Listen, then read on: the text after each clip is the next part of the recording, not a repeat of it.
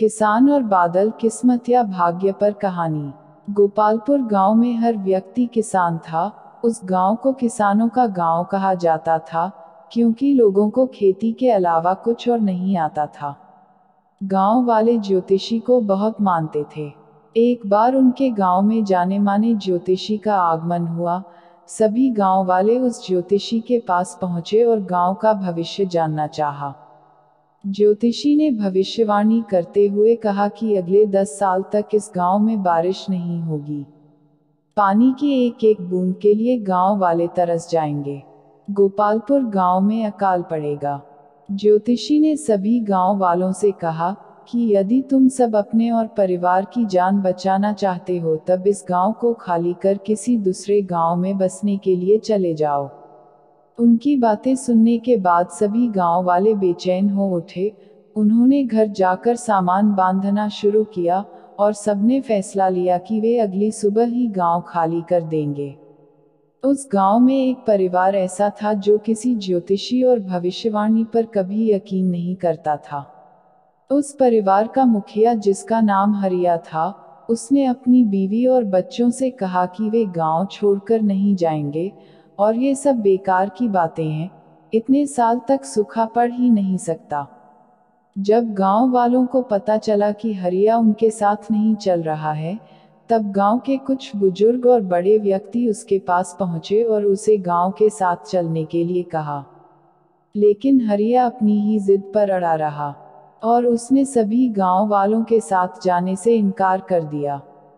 अगली सुबह हरिया और उसके परिवार को छोड़ बाकी सभी लोग गांव छोड़कर चले गए। पूरा गांव खाली था, सब लोग जा चुके थे। हरिया को समझ नहीं आ रहा था कि क्या किया जाए, क्योंकि एक तरफ ज्योतिषी की भविष्यवाणी और दूसरी तरफ पूरे गांव का खाली हो जाना। 2-3 दिन के बाद हरिया ने सोचा कि क्यों ना हल को लेकर खेत ही जोतता रहूं, क्योंकि जो काम है वह तो होता रहे। उसने खेत जोतना शुरू किया।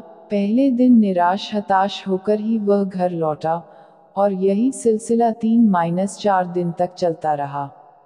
हफ्ते बीत जाने के बाद एक दिन हरिया अपनी खेत पर हल जोतने पहुंचा।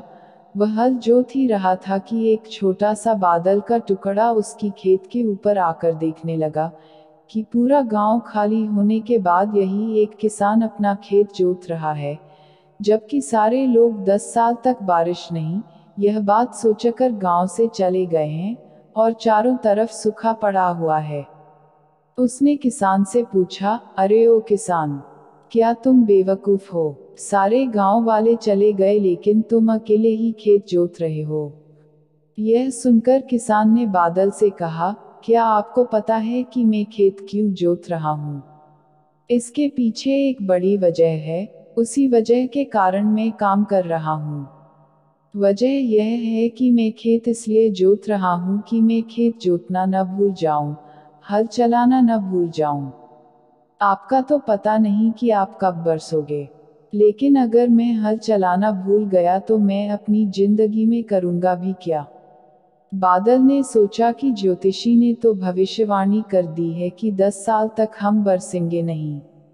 अगर हम बरसेंगे नहीं तो कहीं हम बरसना न भूल जाएं।